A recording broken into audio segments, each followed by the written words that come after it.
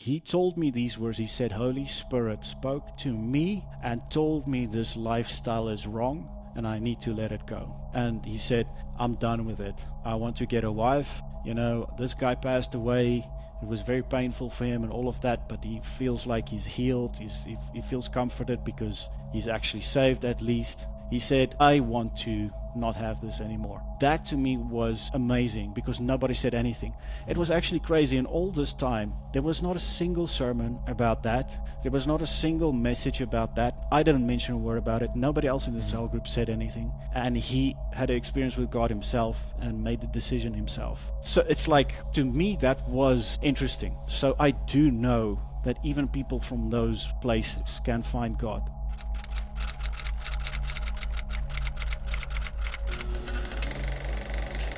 Welcome back to Faith and Inquiry. I'm Daniel. This is my buddy Arend, and we're just going to be talking about the things that we talk about on a regular basis. I'm not a Christian. Arend is a Christian. I think we have some very productive discussions. I always like to pick his brain about stuff, and he's actually been very helpful for me, and I value what he has to say. So, Arend, do you want to say anything before I introduce the topic? No, I'm good. All right. So, the one thing that I wanted to talk about with you today is something that I think about a lot in regards to the religious side of the human experience, and it's the sense of conviction that people get when they are discussing their beliefs. And at least from my side of things, I always find the sense of conviction strange. I find it very strange.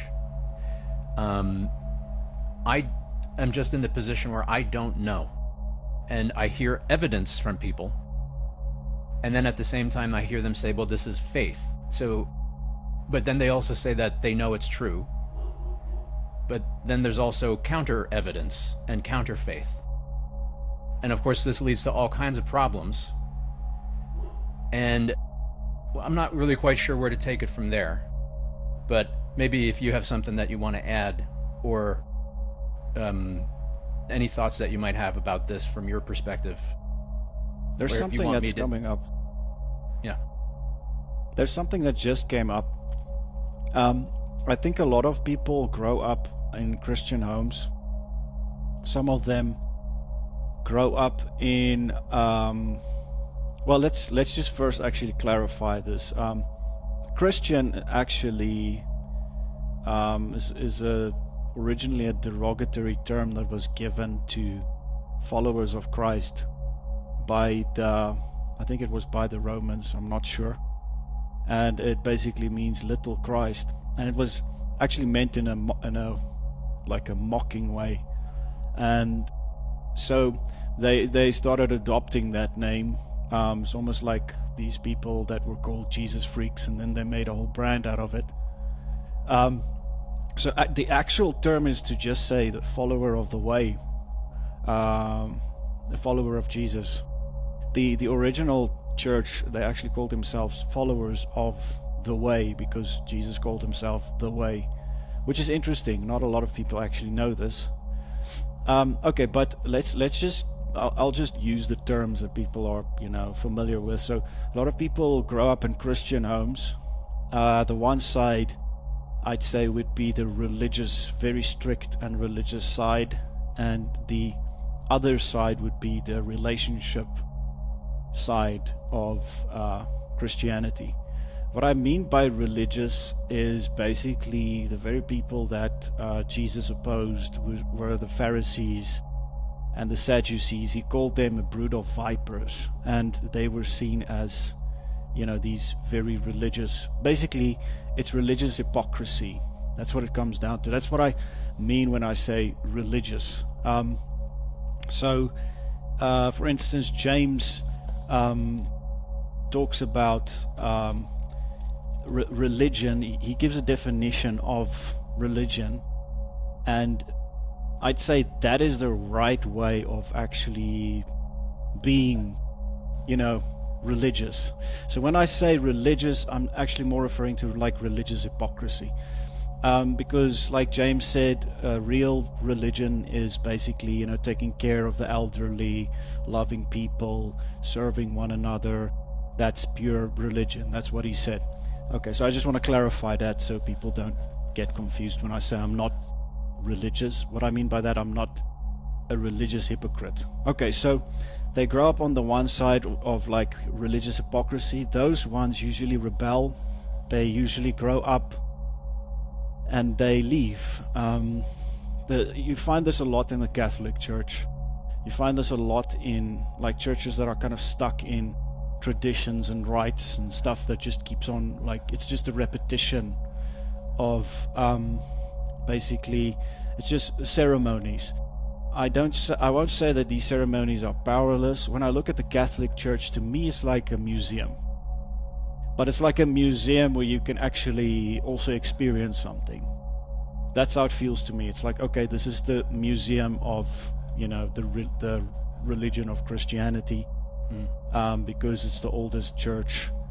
But you can also take part in communion and all these things, and I do consider them Christians. Okay, so, but on the other side, you get Christians that grow up in homes where there's a relationship. So in both... I'm sorry, could you clarify what kind of relationship? So meaning they have a relationship with God. And on the religious hypocrisy side, it's more a thing of, let me prove to you how great I am and how perfect I am to kind of score points, So it's like the Pharisees did. They would pray on the corner for everybody to hear them.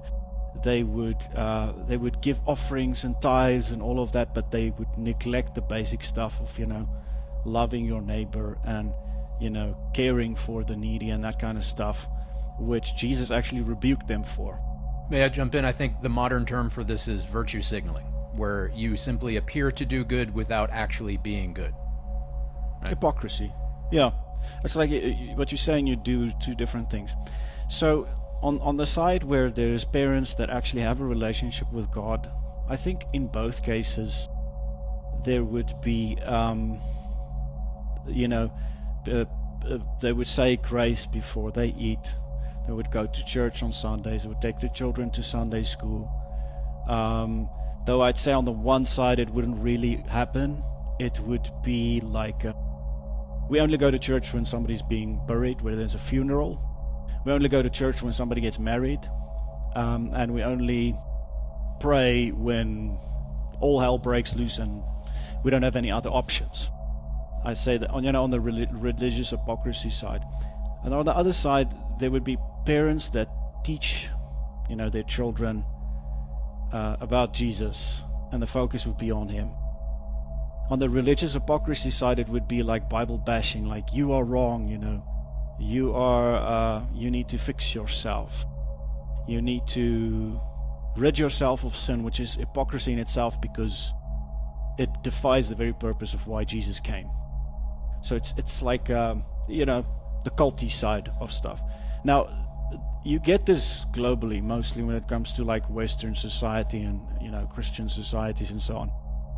So the children that actually have parents that really have a relationship with God, they start experiencing things.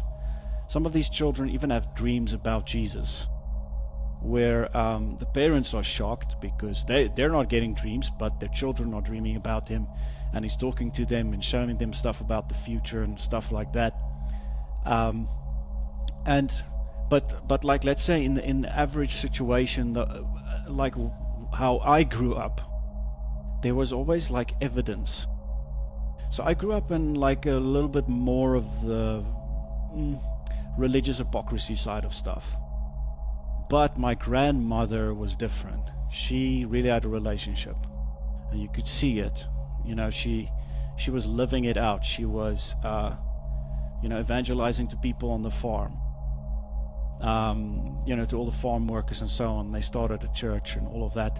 She was praying for everybody. So I had like a mixture of both stuff. And I guess growing up, when you pray for something and things actually happen as you pray for it, your faith starts to grow. Where it's not just a thing of like, oh, it's coincidence, oh, it's another coincidence, oh, it's one more. So it's like over years of time, it's impossible to have so many coincidences that just keep on recurring that it's ridiculous and stupid to say it's a coincidence. And I think that really builds faith. And a person like that can even deviate. Like I said, God doesn't exist. And I think that was because of the bad influence from like how I grew up. So then later on, I had more powerful experiences with God.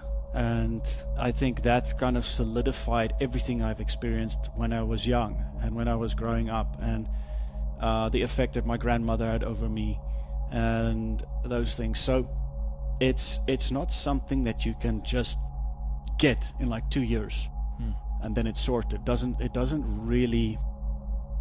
Well, you get people that actually do get saved and they have crazy radical experiences, and in 2 years' time they're like going about preaching and all of that, though that's kind of rare.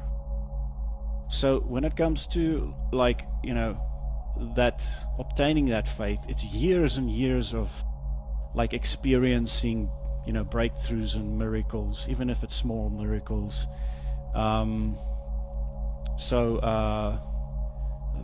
It could be anything that you prayed for, somebody that was supposed to die that didn't die, and they were like close to death, but their life was spared after praying with a group of people. The person started recovering faster than normal, those kind of things. And if you experience a life of that and you see your parents really resembling that and living that kind of testimony, that's how the faith really gets built strong. So it's not something that can just come like in a month's time, now you just believe. It's inquiring, it's asking, it's seeking. It's without the asking and the seeking, it can never happen. So if you don't open the briefcase, you're never going to see what's inside. And I think that's the one prerogative. To find it, you have to seek. And if you just seek once and give up, that's kind of silly, right? It's like a treasure hunt. Now imagine you're walking for like 100 meters. You're like, oh, I'm tired. There's no treasure. Let's just leave. And you turn around and walk away. But you've literally just walked 100 meters on an island. You get what I'm saying? So it's really about seeking, and searching. And when you do search, you do find. When you do search, you can find evidence. You can find archaeological discoveries. A lot of stuff. Okay. So, yeah. Yeah, thanks for all of that. The thing, okay, I've certainly been seeking for a long time. And I'm not sure if I told you too much about my early childhood and my upbringing. I mentioned a few things. I wouldn't say I was raised in a religious home, but there was always, I'd say both of my parents are believers in one form or another. They're not quite on the same page, I think, but I'm not entirely sure. My dad tends, I think, to lean more toward Christian values. My mom, maybe a bit less, but she really, I think, appreciates more Eastern religious and spiritual philosophies. And I had quite a mix of both. And at a certain point, I really turned away from all of it. Really when I, maybe like around 2002, 2003. And it's not that I stopped seeking. It's that I thought I had better explanations, things that made more sense to me at the time. That, somebody comes to me with evidence. They had and we talked about this last time, a subjective experience, a personal experience. And then I discovered other explanations for those types of experiences that were more mundane, not supernatural, right? And to me, and I have a very scientific mind, I think. Maybe not. I like to label myself that way. Who knows? To my mind, those more mundane explanations made a lot more sense. And it also made more sense in the broader picture that if I could explain a particular story that somebody told me, that some evidence, some experience that they had, in a way that not just, if I could explain it in a way that encapsulates all of these spiritual experiences from traditions all over the world, that seemed like a better explanation than getting stories from people, personal accounts of a particular experience that lines up with the religion that they have at the moment. And then you have another person that has a completely different experience from a different religious tradition that they also believe. To me, that seems like those two things can't be compatible. And perhaps I thought that there is an overarching explanation that's just a scientific explanation that is more in line with, okay, this is human nature. The human brain is capable of having these experiences. Maybe we don't know why. Maybe that's a better question to ask. But it sort of rules out, or I shouldn't say it rules anything out. It just makes me doubt that we should have convictions about a lot of our experiences. And even though they're powerful, there might be other explanations that actually line up more with what we see in the natural world. I'm not saying it's true. I'm just saying I look at I hear people's experiences, and I can get a feel for the amount of conviction that they have, and how passionate they are about their experiences, and how powerful those are. It's amazing. It truly is. And you've told me some of the experiences that you've had, and I've had a couple of my own. However, I'm not necessarily willing to say, oh, it was definitely some sort of experience with God, or it was an experience with this sect of this religion, right? Therefore, this sect of this religion is definitely true because I've experienced it, and I can't deny my own experience. My point of view is more like, well, you had this experience, but what did you really experience, and how can you be so sure? And if I can tell you want to jump in. Let me just say one more thing. The experience, the anecdotal stories that I've heard of these experiences is always followed with, that is how I knew this was the right thing. But how can there be so many right things? And then we end up with conflict, right? It doesn't seem like these experiences should lead us to conflict. If they're experiences of God, I would hope that it would bring us closer to understanding, right? Instead, it's more divisive than anything else. In some cases, I'm not going to say all the time, but it can lead to that, and that's concerning for me, and it makes me doubt. It makes me doubt that what people are saying they're convinced of is actually what's happening. The truth is, I have no idea, but I'm still seeking. I don't know. What do you think? I'm just going to close a window here. I'm getting noises. Okay. Yeah. What do you think? So, I think it's definitely a fact that you do get people that are some in my circles would call super spiritual, where it's not necessarily actually being super spiritual. It's actually more like what's the word? Spiritually superstitious sometimes. So they would read anything into like anything, and almost everything would just be like a miracle to them. Now, I cannot speak on their behalf and say that's wrong, because their experiences that they are having spiritually I cannot observe.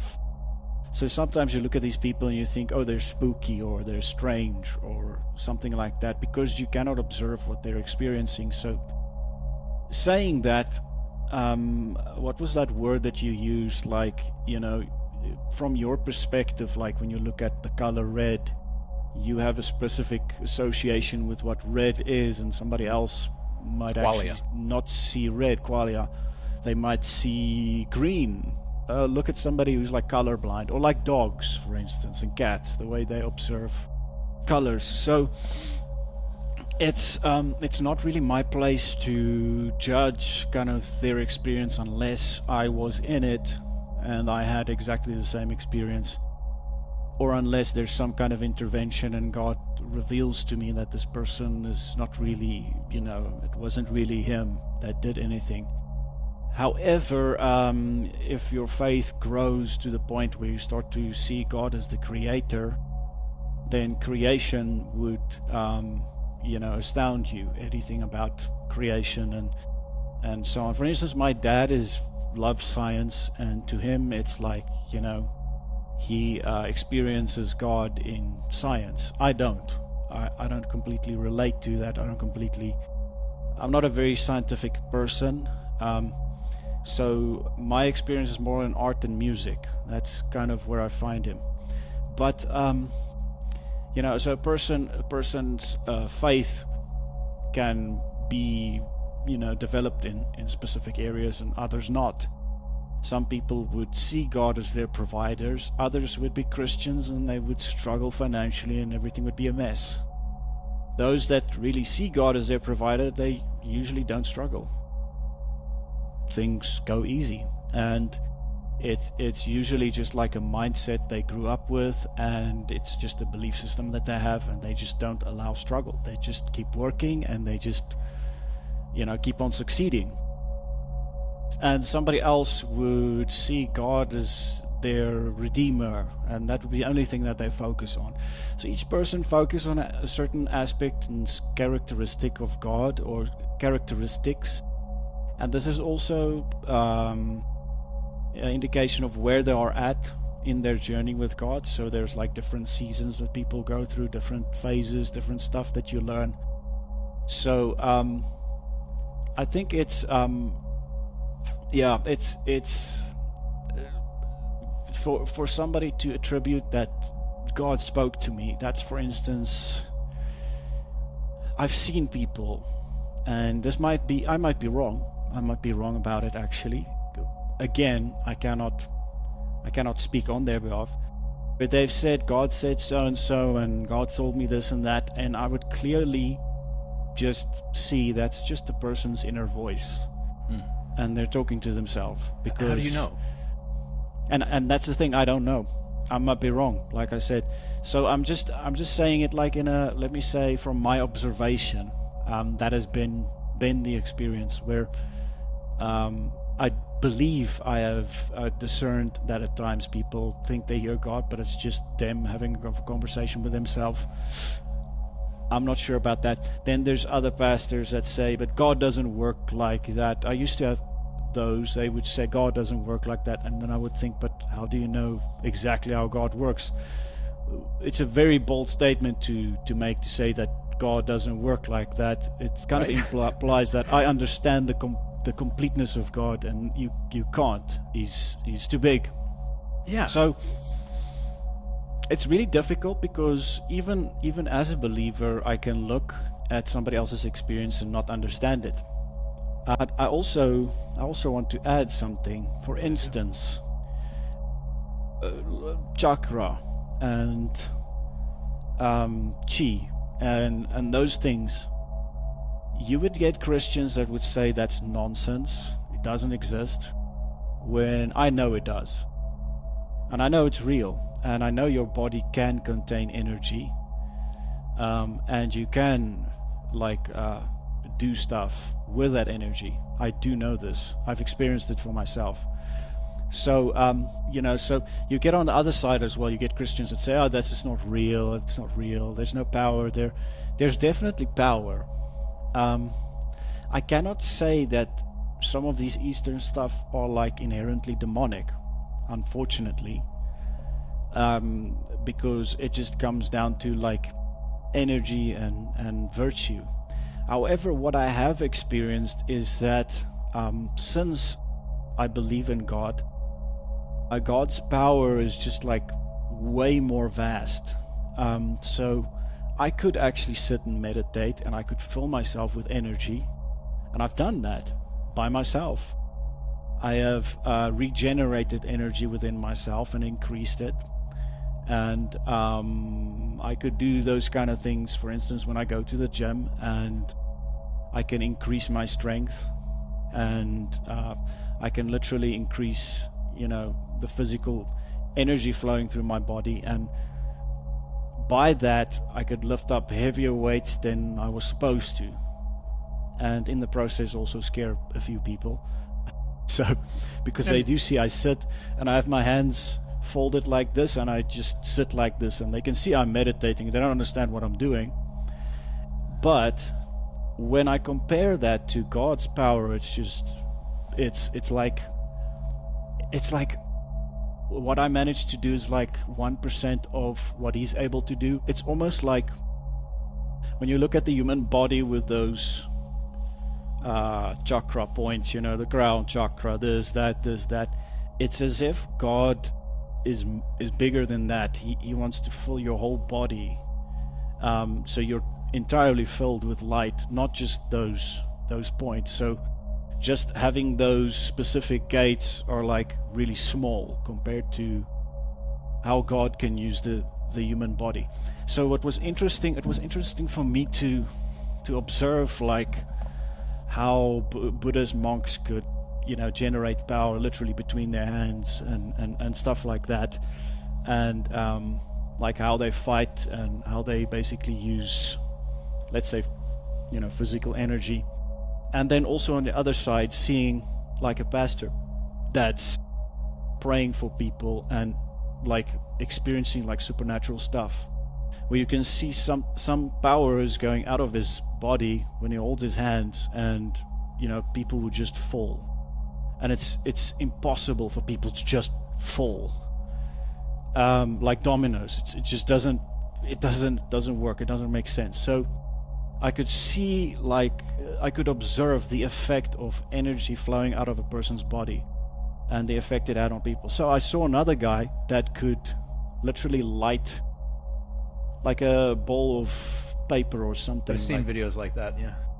Yeah, so and that was quite interesting. So there's also this guy that you could generate electricity in his body, and the guy you touch his belly and it would feel like a shock, like a taser. So I cannot say that all that stuff is now junk. It's not real. But what I can say is the most power I've ever experienced was with God. It's like, and again, it does come down to this thing of your own personal experience. So you could experience the power of God and not know it was God, and it was just like his power, right? So he is not like the force and just the force of power. He's a person that has power. Yeah, so I don't know if I'm kind of like answering a question. I've kind of forgotten where we started on that path. But I did want to mention a couple things, and it's interesting to see these. I've seen videos like what you've described. I've never seen this stuff in person. Me from a few years ago would always dismiss that kind of stuff, and just outright, like, the person lighting balls of paper on fire with shooting energy beams from his hands or whatever he claims to be doing. I mean, I've seen magicians on stage do stuff that just puts that to shame. And if you know a little bit about, if you know a little sleight of hand, or if you really know sleight of hand and that type of thing, you can figure out how these people can conjure tricks. And sometimes these things are so simple, right? It's like when you see how a card trick is done, that it looks amazing when you don't know what the trick is, and then you know the trick. It's like, oh my God, I'm so stupid. I can't believe I fell for that. And we all fall for it. To my understanding, the people making these claims, if they go into a scientific testing environment, a controlled type of environment, the results aren't that great. I'm not saying it's always false. I'm just saying when there's a claim like this, it needs to be examined thoroughly, I think, to find out what's really happening. To my understanding, and again, I could be wrong, these things don't pass muster when they're actually tested. Now, and then I hear people say, well, the scientists brought in their skeptical mindset, and that, screws up the experiment, or they had negativity, or you can wave your hands and make any sort of explanation, which is, it's not conducive to furthering the understanding, right? And then the last point is, yeah, I've encountered people who make very similar claims to what you're saying. What were you saying about somebody like shooting energy with their hands and healing? And I had an experience years ago on a meditation retreat where I was hearing somebody, a friend of mine, describing somebody injured their foot or something like that, and they prayed or connected somehow with the guru in charge of that group, and through the guru's grace, the man said that he felt air, like a fan of air, a blast of air coming from the healer's hands, and it healed the person. And I don't know, I mean, how many things could have actually been happening there from simply being deluded or deranged, or something that is just a natural, like it was just a wind, like natural wind from the environment, to something that is magical or supernatural. I don't know. I mean, but I hear these types of stories everywhere, and how do we look at them all together and come to a conclusion that, oh, okay, this tradition is the right one because of these stories? Like, how can we do that? If we're going to do that, then we have to accept all of them, because we're accepting one, right? We're accepting this is evidence. This man's story of air coming from his hands and healing somebody's foot is evidence for this tradition or this practice. Well, if that's what you're taking as evidence, then you need to take all of that as evidence. And if you're not going to do that, why are you rejecting one set of anecdotes and not another set of anecdotes? That's my question to you. Like, why accept one and not the other? So, I know in a lot of Hindu stuff, Hindu is extremely spiritual, but also, from my observation, there's extreme demonic stuff going on. You see people in like extreme poverty, and they would like worship the river god or whatever, and they would put food and stuff on an idol and let it float down the river.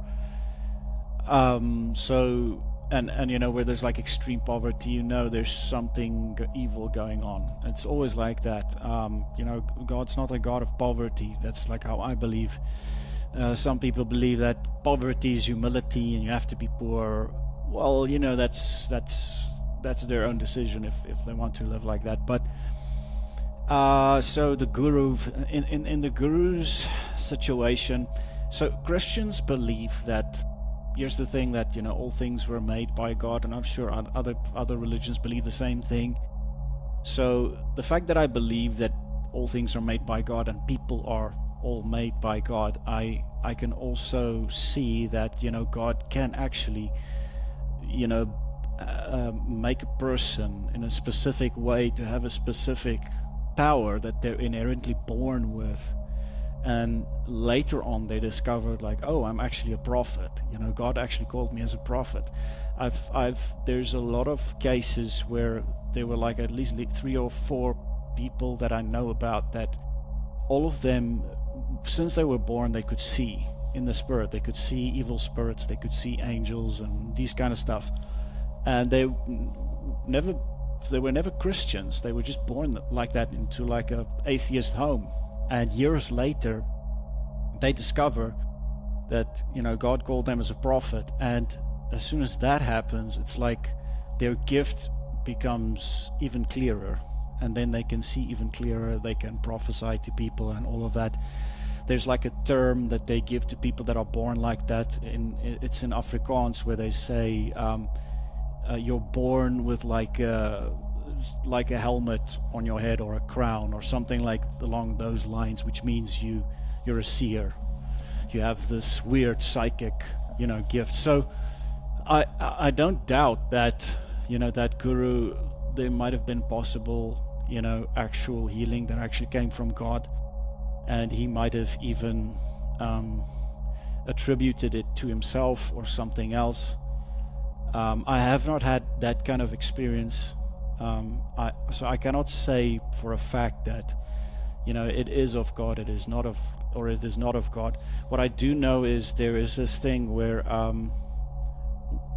where sickness is like actually given to a person by like a witch doctor, and then the person has to go back to the witch doctor that they went to, that gave them the sickness, and all the witch doctor does is remove the evil spirit that caused the sickness. So it's like a fake healing. It's like they cause the problem, then they take the problem away, and then they say, "Oh wow, I've been healed," and then they give them money.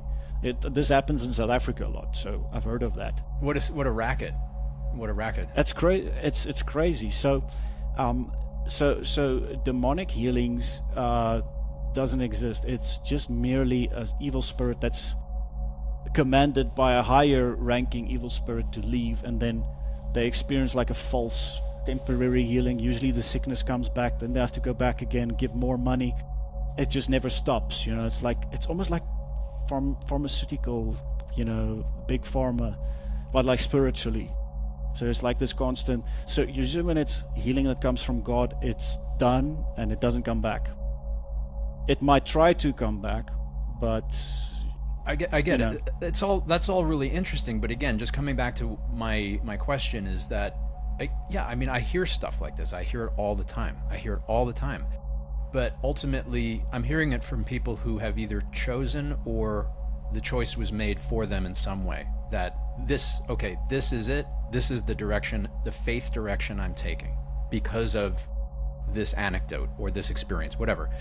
And to me, it's like, well, why commit to that one?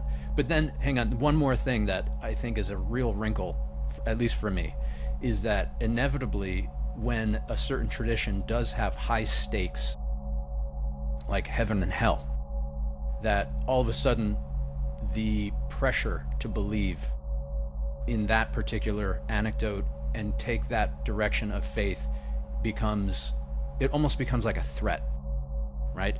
Yeah, this is what I experienced. Oh, and by the way, I'm right, and if you don't believe, you're damned forever. Right? And it's not like there's only, one group of people doing this. It's all over the world in different traditions, and some of them don't have it, but some of them do.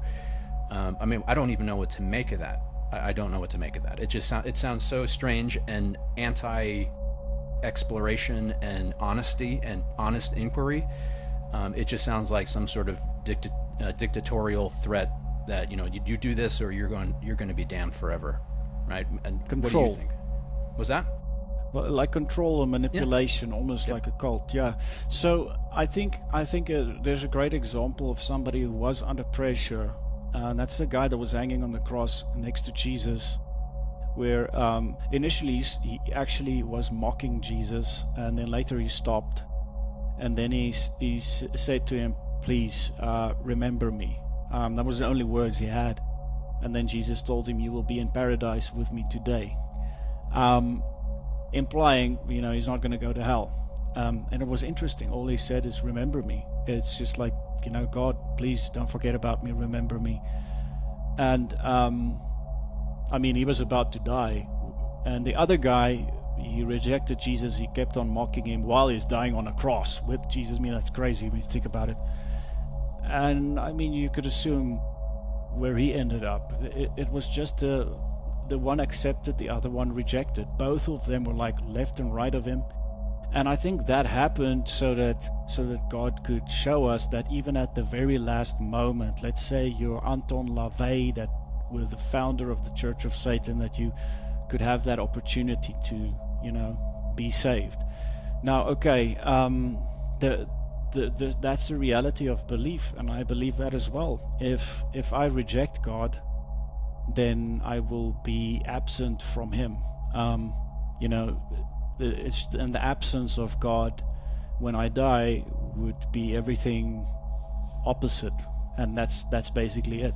So it's not like God is like, oh, well, then have it your way. He's not manipulative. He desires for me to be saved. So there's, for instance, a scripture that says, choose today between life or death, but I advise choose life. So it's just like a tip, it's worth it, but you have free will. You can choose. So it comes down to choice. Nobody can force you. They can only share with you what they believe. And belief, you can accept what somebody believes, or you can reject it. And obviously if you haven't seen the evidence, then it's very hard. So with Jesus, everything is based on faith. Everything, the whole thing, the whole journey is about faith. So, and Jesus says, those that believe without seeing, he said, blessed are those who believe without seeing, which is a very hard thing, without having evidence. So it's something that it's something that you can't explain your own experience to somebody else and have them experience it by conveying the information about the experience. It is merely information about the experience, and until you don't have that exact same experience, it is just information about an experience. So it's all about the experience, I think. And well, to me, there's concrete evidence. There's evidence that Jesus existed. There's evidence of a lot of things. There's evidence that he did resurrect from the dead, and which he did, which was a supernatural thing. So there are many, and even of like Sodom and Gomorrah, they found sulfur, balls of sulfur in the soil. That when they actually took it, they lit it up and it still caught fire. That's how pure it was. They found many things. There was even a mountain that was burned on the top, like it was just black in the desert. So there's no trees or anything or grass that could burn, but the top of the mountain looks like it's burned. So and that is again, reflecting like a tale from the Bible, right? There's a situation. Yeah, like Mount Sinai. Yeah. So again, you also get counterfeits, right? So you get a real dollar bill and then you get a counterfeit.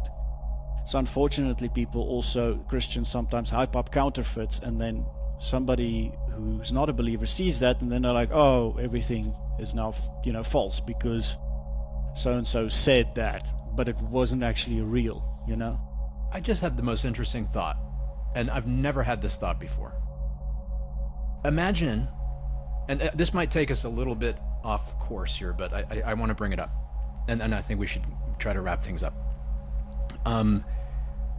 Imagine, I'm going to assume that, yes, that Jesus is real, and everything you say is true. There's a path to salvation. Jesus wants me to join with him. If I'm misinterpreting or misstating any of this, please correct me, okay? And I could do so at the last minute. I could accept him at the last minute, and my sins would be forgiven, and I would go to paradise. Okay. Now, imagine then I have an experience that sets me on that path, okay? That path towards salvation. And I go my entire life walking that path, believing that I'm going to be saved and go to heaven. And then I die. And then my family, my loved ones, my friends discover that the thing that I experienced was actually incorrect in some way. I can't give you more specifics. I'm trying to be intentionally vague here, but I was actually mistaken, and it's clear as day. Okay, so something convinced me. I changed my life, but I was convinced for the wrong reasons. What do we do in that case?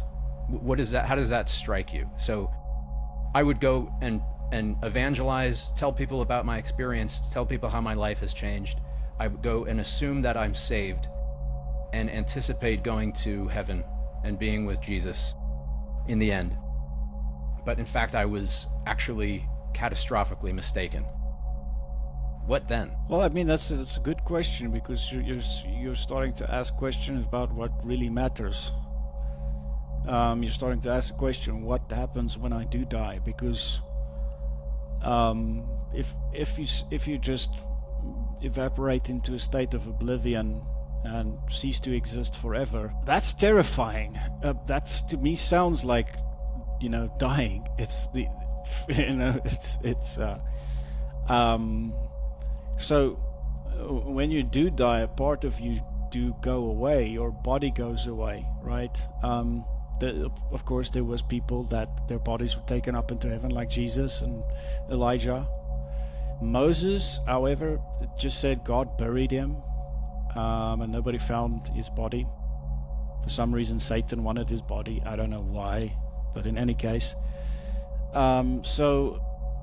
Well, I think you're asking the right question. I don't think it's wrong to search and to, look at what everybody else believes, because ultimately when you compare everything and all other religions, you will see that the most unselfish one is, following Jesus. It's actually it's more about what God did for you than what you can do for God. It's so much so that when you look at it and you see how people try and do all these things for God to be accepted, to go to heaven, you laugh, because it's the only religion that kind of gives instead of takes. Again, there's religious hypocrisy, but with the giving, it only requires you to be willing to receive, you to be willing to surrender, to something higher. So the Bible basically says, if you confess that Jesus Christ is Lord and that you believe in him and that he saves you, it's done. It becomes the reality. You are then officially saved. That's how simple it is. So good. I want to hear everything. So it's incredibly difficult to speak those words for somebody that's being held captive by something. It's like they can't say the words, it won't come out. It's, no, I don't want to say it, just go away, and that kind of response. That's how powerful it is. It's like literally, if you can get yourself to just speak those words, you're saved. So that's what I believe, and that's what the Bible says, that if you confess that Jesus Christ is Lord, you cannot do that with the other spirit than the Spirit of God. It's only the Spirit of God that can testify that he is Lord. So if you're able to say Jesus is Lord, it means that you have the Holy Spirit. And so, sometimes people drift away and they think they're lost and they think they're going to hell, but they're actually still saved. They're just confused, So, okay, but what if I'm wrong? That's the thing. That's really where peace comes in, where I have it's an overwhelming, really sense of peace and just knowing everything will be okay. Stephen had that when they were stoning him. He was smiling. Let me jump in and because looking up to heaven. I want to add something while here. He was dying. Listen, I think my question is, what if you're right but for the wrong reasons? Okay. Like, don't you want to know that you're actually right? And I mean, if it seems like, well, you can be saved for the wrong reasons too, I don't know, it seems like then it kind of diminishes the... Kind of sounds impossible, right? Or there's something wrong with it. I can't quite put my finger on it. Yeah, because there's got to be people out there that are going down the particular path that you're describing, but they got there, by some means that are not in alignment with Christian values, or there's some other motive there, or even something that I can't even think of. You know what I mean? Maybe I'm being too. No, I get you. That's a good. Okay, so there's this person that I was counseling. He is, I think, 38 now, or 40 something, and so for about 38 years, he grew up in a Christian home. His parents can pray in tongues, they can pray for miracles, and they have prophetic gifts and all of that stuff. Funny enough, 30-something years in, he told me when he was young, he didn't want to go to hell, and he was afraid of hell, and because of that, he just wanted to, not go to hell. And he said he felt like he was forced to do it. Nobody told him to, but like he forced himself. It's a very strange thing. It's almost like a spirit forced him, and it was, like you said, like the wrong reason. So it feels like compulsion. Yeah, but it was like he has to do it. Like, it's not like he wants to do it. It was like, something strange. So it was like fear drove him. And years later he says, you know what, I actually want to decide for myself now that I want to follow Jesus and I want to be saved. And he made the decision. And I believe that is the moment where he was really saved. So yes, some people think they are saved and then they're not. They can even preach, read from the Bible, they can have a church full of people, but it basically comes down to, if you don't decide for yourself, it's literally, God can't force you. He can only it's like he causes people to get to know him. It's like a dating phase in a way. Then when you now you've got to know the person, now you get, I'm not saying you get married to God, it's just the symbolism, but now the relationship goes to next level. Or it's like when you have an acquaintance, somebody you work with, you get to know the person, and now at some point you invite them over to eat with you, now they're friends, right? It's, nobody can force you to be friends with somebody. So if a person doesn't choose for themselves and they believe that they're saved, they will not be saved. So like I said, you could be a Bible preaching pastor. Paul even wrote about the ones who preach the gospel for selfish reasons. He says it's okay, let them continue, because at least they're preaching the message. Even though they are not the example, they're preaching the message so people can at least hear it and be saved. So some people feel like they have to save people. If they don't save people, they're going to hell, and that's a lie, actually.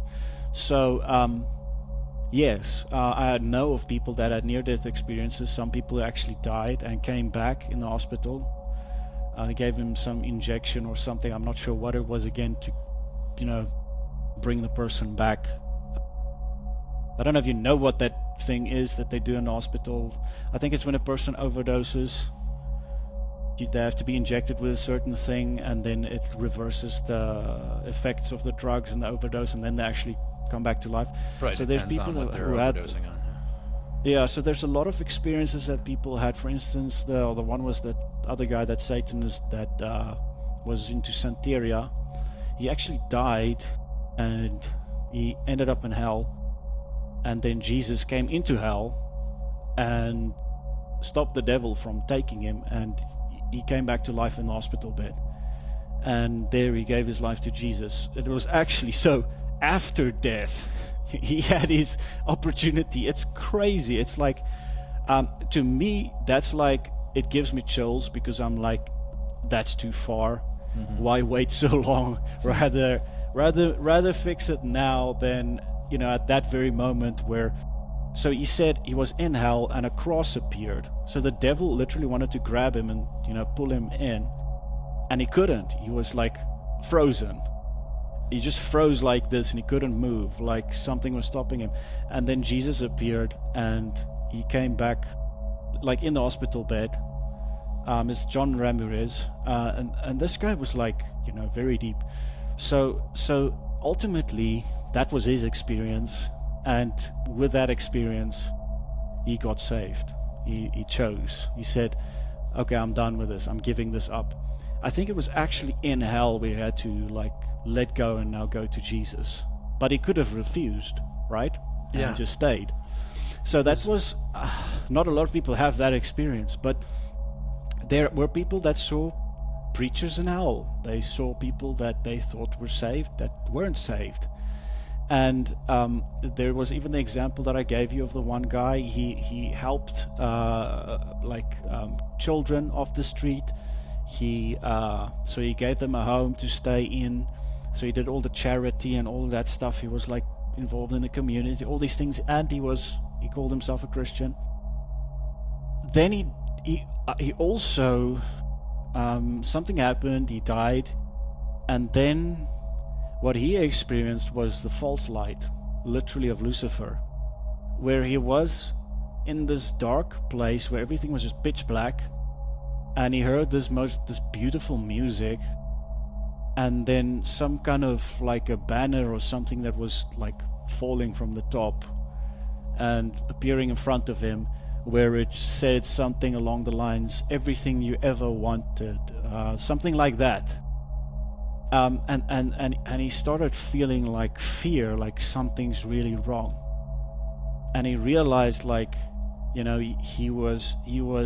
so God's voice spoke to him in that place and said, you have, you know, lived with a Pharisaical mindset, you know, and you're not saved. So he thought helping all these people will get him to heaven. That's the basis of it. So it comes down to what I do causes me to go to heaven versus what he has done for me. And I just believe that he did it for me and I accept it. That's all. It's so simple. Yet some people, the thing is, I think people reject it because they feel like, no, I'm not worth it. I have to work for it. I have to earn it, you know. And that's how most religions work. You have to work for it. You have to earn it. You have to go into the river and give offerings to the idol of the river god. You have to go on Hajj. You have to pray. You have to fast. You have to, and then we don't know the mercy of Allah. We don't know. Maybe we will get saved. Versus, we believe that He did it for me. He made it possible to be saved from my sin because He destroyed sin in His body. So that's the right reason, you know, that I believe that it's really just surrendering to Him and realizing that you're a wreck and you need Him. And everybody that is a believer that is saved got to that point where they said, just help me, I'm a mess, I can't do this. I thought I was perfect. I thought I had everything sorted out. I thought I had money and success and fame. Like, for instance, Brian Head Wells, Alice Cooper. They had similar kind of testimonies. Yeah, I've watched they those had guys. all the wealth. Yeah. Yeah, and it's interesting to see somebody have success and all of that, and after that they still feel empty and depressed and suicidal, which also gives me hope. So there's like the one side of a person that's like poor and wretched and lost and they find God, and then there's the person that's supposedly successful and then they find God. And then there's somebody like, for instance, Kanye West, or he says you have to call him Ye now or whatever, that I also think he wasn't saved. It's the experiences he had was real, but the decision was never made. It was more like he was trying to do something for God to be good enough. So he did the whole Jesus is Lord, Jesus is King album, all of that, which is beautiful music. But it was like, I have to do something for Him. I have to earn. And then he got angry because people just told him how things are and he didn't like it, because he just wanted to continue in his sinful ways, and that's it. So he chose to leave. Maybe he would come back. I don't know. Then you get Russell Brand. He explored everything about New Age, everything. And there was like New Age plus Jesus, you know, Christ consciousness and all of that stuff. But he was miserable. He was trying to be happy, but after that and all the drugs, nothing worked. And I don't know what happened in his life, but then he found Christ. So it's interesting to me that very rarely do you get somebody that used to be a Christian becoming a Hindu. Yes, there are cases. Sure. Or somebody that was a Christian becomes a Muslim. But you can see something's wrong with them. Look at Andrew Tate. I'm not saying there's something wrong with him. Because see, this guy is like... There's something wrong with it. Yeah, look, it's like, you know, who am I to judge? But you can see he's frustrated. Something's up. I think he has a personality disorder. Yeah. So, but he I think he grew up in like religious hypocrisy. I think in Romania you get a lot of that. So, and you do get, like, for instance, Christians somehow become Satanists. I don't know.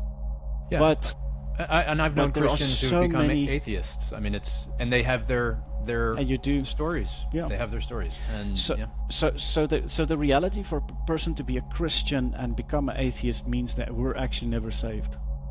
It means they were having these experiences, they were in the dating phase, they saw all the stuff, they lived all of this. It could be years and years and years, but they never actually made that decision. And I can say this for myself. So I had experiences since I was young with God, and I was praying and all of that. You can speak to somebody, doesn't mean you're in a relationship with that person, until you say, okay, I want to meet you. You get what I'm saying? So, or it's a hard thing, a decision that you make. So, but you get people from all walks of life converting to Christianity. You get like a little bit of everything. There's even a guy that came to my cell group years ago that he was married to a man. That's like, I call it loosely married. And this guy wanted to ask me, what do I think about homosexuality and all of that? At first I said I don't want to talk about it, because I just felt if I'm going to say it now, he's going to run. I want him to experience, and I want him to just be free. And I'm not going to be like, oh, hey, here's the guy with a certain sexual orientation in the group, and that's all that matters. No, I treated him like a normal person. I treated him like a guy. I spoke to him like I would speak to anybody else. I didn't treat him different. And I think he kind of liked that. And he started coming to the cell group, going to church, and months went by, and he told me the story of where this guy was in the hospital that he was married to. His organs were like stopping. I don't know what you call that, but or shutting down. His organs were busy shutting down. And in the hospital, this guy told him, I want to be saved. Can you pray for me? And he prayed for him, and this guy gave his life to Jesus. 3 a.m. that morning he went. He was gone. He was saved. I know that. So it's not like, you see, that's the thing. You come as you are with all your sin, and you just ask him for help, and you start trusting in him. So, that was powerful. I mean, that kind of debunks the whole thing of, can gay people be saved? Yes, they can. So this guy just kept on going to church, kept on coming to the cell group on Wednesdays, and then at a certain point he said, I need to talk to you. It was very serious, and I thought, I've got no idea what he wants to talk about, but I have a good feeling, like, he means business, that kind of vibe. That's what I was getting. And but let me just clarify. What actually happened was I just allowed him to experience the love of God for himself, to get into the cell group, to listen to the worship music, to participate, to pray with us, to read Bible with us, and that's what we do. That's kind of like what's required for a person to actually begin experiencing God, is in a group setting. It's not something that's made up or whatever. It's each person, like I said, have their own experience. But just that, and just me treating him like a normal person, allowed this to happen, which was crazy. He said, okay, so wanted to drink coffee with me. He told me these words. He said, Holy Spirit spoke to me and told me this lifestyle is wrong and I need to let it go. And he said, I'm done with it. I want to get a wife. This guy passed away. It was very painful for him and all of that, but he feels like he's healed. He feels comforted because he's actually saved, at least. He said, I want to not have this anymore. That to me was amazing, because nobody said anything. It was actually crazy. In all this time, there was not a single sermon about that. There was not a single message about that. I didn't mention a word about it. Nobody else in the cell group said anything. And he had an experience with God himself and made the decision himself. So it's like, it's to me, that was interesting. So I do know that even people from those places can find God. People that were part of the LGBT stuff can find God. People that are part of whatever cults, finding Jesus. Muslims experiencing Jesus in dreams. I mean, that's crazy. People in China that has nothing to do with any churches or anything, that actually just had Jesus appear to them. Nobody came to them or preached to them or nothing, and they get saved. So it's really, and when you look at the underground church in China, it's insane. It's really something else. They would take like a single page of the Bible and they would read it. They would just like have one page of Luke. That would be all they have, and they would just read it and pray, and that would be enough for them. That would literally sustain them. And here we sit like with a full Bible, and we don't read it. And you can see it's real. They're experiencing God's love, in all that suffering. They know they are close with God. I mean, the horrible stuff that they go through. They get murdered in prison. Horrible stuff, but they have this peace in them, and you can see it's real. So a lot of them are martyrs, and some people are actually called to be martyrs. It's actually written in the Bible. So like Stephen was, all the apostles was, and so on. So, but that's just what I wanted to say. Like, there's so many events of people that were into any other religion that came to Jesus, and you can see something changed. When you look at Russell Brand, that guy's different. He looks free. There's something changed in him. You can see he doesn't look as burned anymore. He's even more confident than he used to be. And then on the other side, you unfortunately get like Katy Perry, that used to be a worship leader, and I don't think she... Yeah, I know that one. Sure. Honestly, Arn, that one particular line, let's say the you will know them by their fruits, that one particular concept is really why I keep wanting to talk to you in particular about a lot of these questions.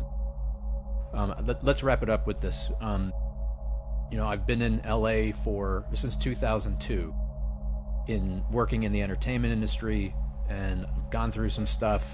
Obviously, recently we've had some major fires, and now the city's got riots, and it really looks like things are running off. The whole city is crashing, right? And I've seen people, and it just seems like there is something so wrong. There is something so wrong with so many people here. And I mean, it's such a diverse place. You've got people from all walks of life, all parts of the world, all religions and cultures. But when I meet a certain kind of Christian, and it's almost never like a specific sect or branch of Christianity, it just seems like there are certain Christians that kind of have their heads screwed on straight, that I very rarely see outside of that particular faith. It seems like occasionally I meet Jewish people that also have a similar kind of, I don't want to call it, it's like a kind of upright focus, right? That there's an acknowledgement of the insanity of the world we live in, but somehow they're forging on with their lives in a way that has a particular kind of focus where they're not completely caught up and distracted with the nonsense. And like I said, I very rarely see that outside of Christians and just a handful of Jews that I've met. And occasionally a couple other people that are outside of either tradition. Very, very rarely. I can think of one Persian family that I used to teach piano lessons to their daughter. Really great people. I don't know what they're up to now. I think actually their home was lost in the Pacific Palisades fire. But they just seem like such honest and good people.